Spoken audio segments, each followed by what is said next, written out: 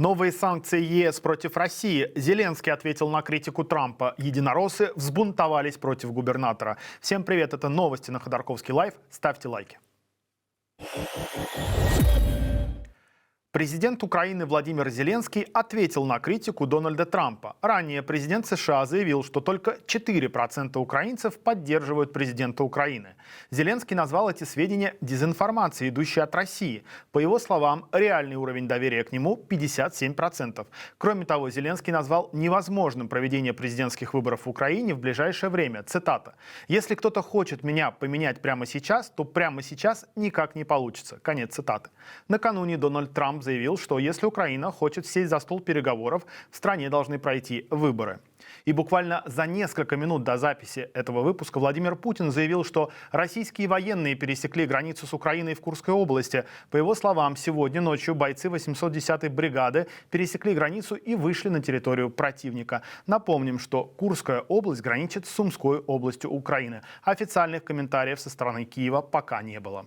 Тем временем ЕС согласовал 16-й пакет санкций против России. Это сообщает газета Financial Times со ссылкой на источники, знакомые с содержанием документа. Введены ограничения против 13 банков, а также 73 судов, входящих в теневой флот для экспорта сырой нефти. Кроме того, под ограничения попадут новые люди и компании, которые, как считает Евросоюз, помогают России продолжать боевые действия. По данным Reuters, в санкционные списки будут включены еще 48 физлиц и 35 юрлиц. В документе также предусмотрен поэтапный запрет на закупку определенных видов российской алюминиевой продукции. Кроме того, санкциями будет запрещена продажа в России игровых консолей, джойстиков и авиасимуляторов. Страны Большой Семерки могут снизить потолок цен на российскую нефть. Об этом сообщает Bloomberg. Изменение лимита могут рассмотреть для того, чтобы сократить доходы России от продажи нефти и тем самым склонить Москву к мирным переговорам. Потолок цен на нефть страны Семерки ввели в декабре 2022-го. Он составляет $60 за баррель. Компаниям из этих стран запрещено оказывать услуги по транспортировке и страховке российской нефти и нефтепродуктов, если они продаются по цене выше, чем установлено лимитом.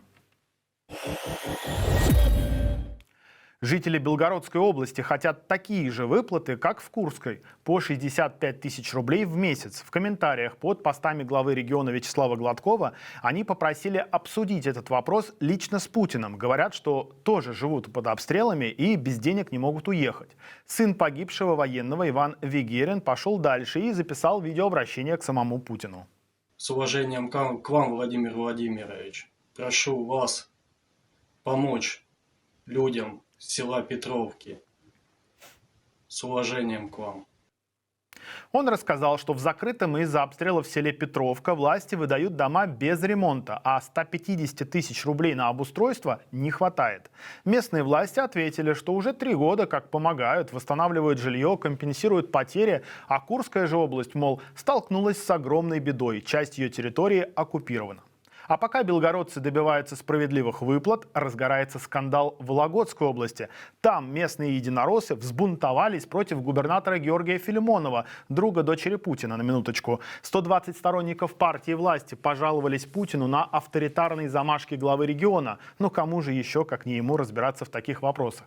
В списке претензий восхваление Сталина, националистические высказывания, конфликты с бизнесом, чистки в органах власти и изгнание депутатов Гордумы Череповца. До этого Филимонов успел рассориться с Северсталью Алексея Мордашова, резко ограничить продажу алкоголя и поставить памятник вождю народов.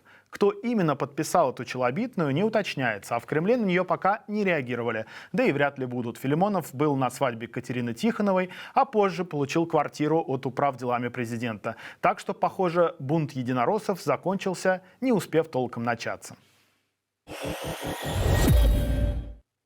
В селе Большая Ельня, что в Кстовском округе Нижегородской области, микроавтобус врезался в припаркованный на обочине мусоровоз. По предварительным данным, пострадавших 3 – водители и пассажиры микроавтобуса. Их увезли в больницу. Региональная прокуратура проводит проверку. В горах Северной Осетии продолжаются поиски пропавших туристов. Данил Кадымов и Владимир Емельянов приехали из Петербурга на ледовый фестиваль. Молодые люди, не зарегистрировавшись в МЧС, без рации и маячков, отправились вне туристического маршрута. маршрута. Накануне в ущелье Танадон, где они находились, сошла первая за 40 лет лавина, а позже еще две. Пока спасатели не смогли найти альпинистов-любителей. Американская сеть кофеин Starbucks задумалась о возобновлении работы в России. Об этом сообщает телеграм-канал Мэш. Компания хочет вновь открыть свои заведения по тем же адресам, где они располагались до ухода с российского рынка. Некоторым партнерам-рестораторам уже якобы приходили письма с запросами о возможности выкупа. Сама компания Starbucks эту информацию никак не прокомментировала. Отметим, что в последние дни в СМИ регулярно появляются сообщения о том, что западные бренды якобы прощупывают почву на предмет возвращения на российский рынок. Например, ранее в Союзе торговых центров рассказали, что переговоры о возвращении в Россию брендов в частном порядке ведет группа Inditex, которой принадлежат такие бренды, как Zara, Bershka и Stradivarius. Кстати, напишите в комментариях, верите ли вы в скорое возвращение западных брендов. Совладелец Кассир.ру и глава концертного агентства PMI Евгений Финкельштейн хочет купить бывшую тюрьму Кресты в Петербурге. Он планирует создать там музей добра и зла и площадку для фестивалей. Комплекс выставлен на аукцион. Результаты станут известны 21 февраля. Кто еще претендует на покупку бизнесмену, неизвестно. Кресты – одна из самых известных тюрем России, где в разное время содержались Иосиф Бродский, Лев Гумилев, Николай Заболоцкий. Сейчас комплекс пустует, а его стартовая цена на торгах оценивается в 1 миллиард рублей. Однако сумма может вырасти до 4 миллиардов рублей, если покупатель получит право на снос зданий.